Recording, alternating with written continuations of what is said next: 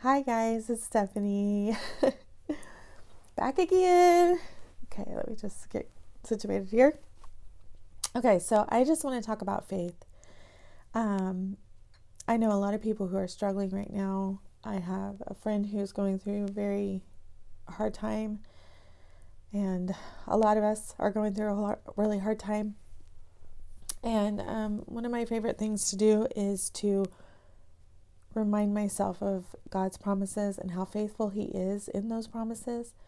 And so one of the chapters that I love to read is Hebrews 11. So I'm just going to read it, and I might stop and talk about some things, but I'm just going to start reading. And if I feel like the Lord's leading me to talk about anything specifically, I will. Hebrews 11. Now faith is the substance of things hoped for, the evidence of things not seen. For by it the elders obtained a good report. Through faith, we understand that the worlds were framed by the word of God. Through faith, we understand the worlds were framed by the word of God. It is through faith that we understand that. So that things which are seen were not made of things which do appear. By faith, Abel offered unto God a more excellent sacrifice than Cain, by which he obtained witness that he was righteous, God testifying of his gifts, and by it he being dead yet speaketh. By faith Enoch was translated, that he should not see death, and was not found, because God had translated him. For before his translation he had this testimony, that he pleased God. Now, isn't that interesting?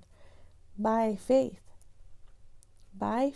Enoch had to place his faith that God was going to take him because he believed what God told him, By faith, Enoch was translated. By faith, he was translated. We need to believe the promises that God gives us. By faith, we believe what he says, and we agree with what he says, and we profess what he says, by faith. But without faith, it is impossible to please him. For he that cometh to God must believe that he is, and that he is a rewarder of them that diligently seek him. I'm going to read that again. But without faith, it is impossible to please him. For he that cometh to God must believe he is, right? When we get saved, we have to believe that he is, right? And believe that he is the rewarder of them that diligently seek him. He will reward us, those of us who seek him diligently. When we get to heaven, he is our rewarder. We got to believe that, If you don't believe that, you don't understand that, and you don't know that, then you might believe that Jesus is, but if you don't believe that there's a reward coming your way, you don't have faith in that, then you may not do anything for Jesus. You just believe and go on your merry way. That's what a lot of people do. So he is a rewarder of those who diligently seek him. By faith, Noah, being warned of God of things not seen as yet, moved with fear, prepared an ark to the saving of his house, by the which he condemned the world, and became heir of the righteousness which is by faith. Righteousness which is by faith. How is it by faith? Because we have to believe in Jesus, and our righteousness, the righteousness of God, comes to us through believing in Jesus. By faith, Abraham, when he was called to go out into a place which he should after receive for an inheritance, obeyed, and he went out, not knowing whither he went. That'd be hard to do, right? You just, okay, God, I'm going to pack up my camel and go, but don't know where I'm going. we've done stuff like that sometimes, right? Taking that step out in faith and just doing what you believe God has told you to do and just going for it, right? By faith, he sojourned in the land of promise, as in a strange country, dwelling in tabernacles with Isaac and Jacob, the heirs with him of the same promise. For he looked for a city which hath foundations, whose builder and maker is God. Through faith also Sarah herself received strength to conceive seed, and was delivered of a child when she was past age, because she judged him faithful who had promised. She judged him faithful who had promised. I find it interesting, and these passages give me hope also, because we know these stories. We've read our Bible, most of us, and we know what happened when Jesus told Abraham and Sarah that they were going to have a baby in their old age. We know that Sarah laughed, and then she gave her maid to Abraham to think she was going to help God out, right? Those don't seem like acts of faith or having faith, but in the end, it says she had faith. So in the end, though she went through this journey of doubt and unbelief, she ended up in faith, right? Therefore, and this is verse 12, therefore sprang there even of one, and him as good as dead, so many as the stars of the sky in multitude, and as the sand which is by the seashore innumerable. We can just think about that. He promised Abraham multitudes and multitudes of people. And if you just think about history and time and how many people are here now and throughout history, it's just amazing and mind-blowing when you think about how many people there really have been and are. These all died in faith, not having received the promises, but having seen them afar off, and were persuaded of them, even though they didn't see the promises then, right then. They were persuaded of them. That's like us right now when we're waiting for our blessed hope, our Redeemer to come and rescue us from this place. We were persuaded of them. They did not receive the promise, but they were persuaded of them, right? And embraced them. They took them into their heart. They didn't just set it on a shelf and say, oh, someday he'll come, someday. They just held it in their heart. They embraced it. That's like Mary. She embraced it in her heart. She took all of the things that she was hearing about Jesus and she held them in her heart, it says, when the wise men came, when the shepherds came, and all this. So anyway, and confessed that they were strangers and pilgrims on the earth. That's us. We're strangers and pilgrims on this earth. We do not belong here, and we are not to be here forever. So he's coming. For they that say such things declare plainly that they seek a country. And truly, if they had been mindful of that country from whence they came out, they might have had opportunity to have returned. That's kind of like Lot's wife, She was mindful of the country which they were taking her out of, instead of being mindful of that future hope.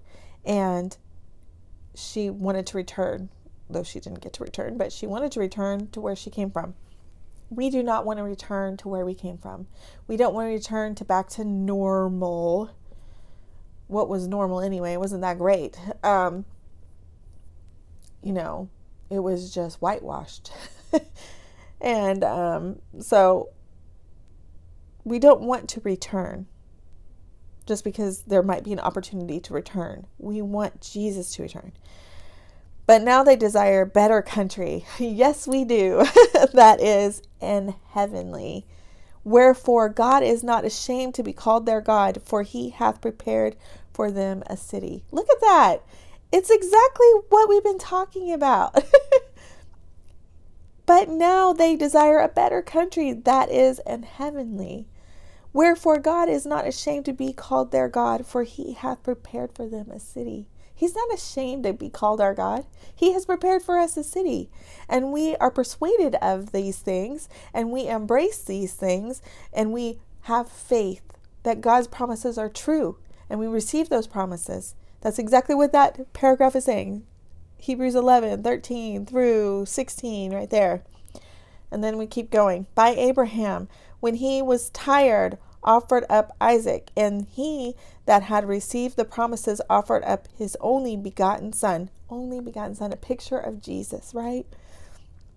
Of whom it was said that in Isaac shall thy seed be called, accounting that God was able to raise him up, even from the dead, from whence also he received him in a figure. So isn't that amazing? Abraham received the promise that God had given him about having multitudes of children, right? So when God told him to sacrifice Isaac, he knew that that promise was already made. So regardless of how it happened, he knew that he was going to have multitudes of children through this line, and he knew that this was his promised son. And he knew that God's promises were true, even to the raising of his son from the dead. That's amazing. So sometimes we look at that Bible story and we go, why on earth would God ask him to sacrifice his son? And why would he go for it, Because he held the promise so strong in his heart. And he knew for a fact, he just knew it. He had so much faith that his son would be there with him no matter what, even if he killed him, because God would raise him up from the dead. That's how much faith he put in his God.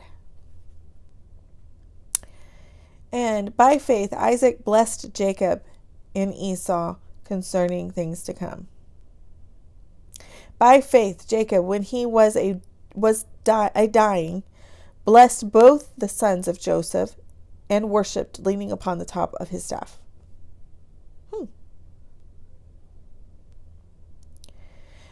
I didn't even know that one. I did not know that Jacob had blessed both the sons of Joseph. By faith, Joseph, when he died, made mention of the departing of the children of Israel and gave commandment concerning his bones. He knew that they were not going to stay in Egypt forever. He knew this. And he commanded that they take his bones with them when they leave the country. And they did. By faith, Moses, when he was born, was hid 3 months of his parents because they saw he was a proper child. They were not afraid of the king's commandment. They were not afraid. They had so much faith that he was an important child, someone that was supposed to be born, that they just were not afraid. And they were able to hide a baby for 3 months. That's amazing. That could only be God. By faith, Moses, when he was come to years, refused to be called the son of Pharaoh's daughter. He refused to be of the world. He refused it, choosing rather to suffer affliction with the people of God than to enjoy the pleasures of sin for a season, esteeming the reproach of Christ greater riches than the treasures in Egypt. The reproach of Christ greater treasures than the riches of Egypt, and he had respect unto the recompense of the reward. So he knew there was a reward. Again, they just know. They know the word of God. They know he's true. He is not a liar. By faith he forsook Egypt, not fearing the wrath of the king, for he endured as seeing him who is invisible. Right? So,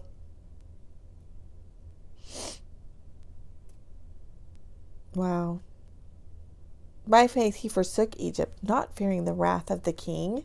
We do not fear the wrath of the king, for he endured as seeing him who is invisible. How do we endure? Oh, we see Jesus. We see Jesus. That is how we endure. That is how we endure. We do not fear what the enemy is doing.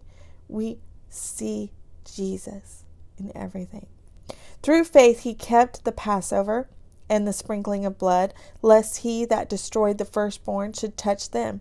By faith they passed through the Red Sea, as by dry land, which the Egyptians, essaying to do, were drowned. Those Egyptians didn't pass by faith. They passed by going to try to attack and get someone, thinking they would do it. But the Israelites passed by faith. By faith, passed through the Red Sea. By faith, we will pass through our Red Sea, right? By faith, the walls of Jericho fell down after they were compassed about 7 days. By faith, the harlot Rahab perished not with them that believed not, when she had received the spies with peace. So see that? It was because of her faith. It was because of her faith that she did not perish. It said those that did not believe perished, but she had faith, so she did not perish. And what shall I more say? For the time would fail me to tell of Gideon and of Barak and of Samson and Jephthah, of David also and Samuel and of the prophets, who through faith subdued kingdoms, wrought righteousness, obtained promises, stopped the mouths of lions, quenched the violence of fire, escaped the edge of the sword, out of weakness were made strong, waxed valiant in fight, turned to flight the armies of the aliens. I know aliens are not talking about aliens, but aliens. You know what I mean. Women received their dead raised to life again. Resurrection. And others were tortured, not accepting deliverance, that they might obtain a better resurrection. And others had trial of cruel mocking and scourging, yea, moreover, of bonds and imprisonment. They were stoned, they were swam asunder, were tempted, were slain with the sword. They wandered about in sheepskin and goatskin, being destitute, afflicted, tormented, of whom the world was not worthy. They wandered in the deserts and in mountains and in dens and caves of the earth. And these all, having obtained a good report through faith, received not the promise, God having provided some better thing for us, that they without us should not be made perfect.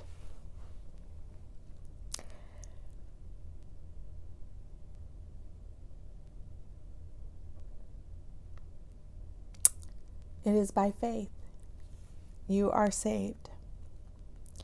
It is by faith in His promises that we are saved, that we are redeemed, that we are His chosen people, that we are translated to heaven. This is our blessed assurance. Our hope is in Him. And the finality of what He did on the cross will come on that day when He renews our body and we get to be in His presence. You know, I am so excited. I hope that this built up your faith. Go back and read Hebrews 11. Build up your faith. Build up your faith. Keep building up your faith, because that is what we need right now, is faith. Faith that He will heal. Faith that He will do the promises He said He would do.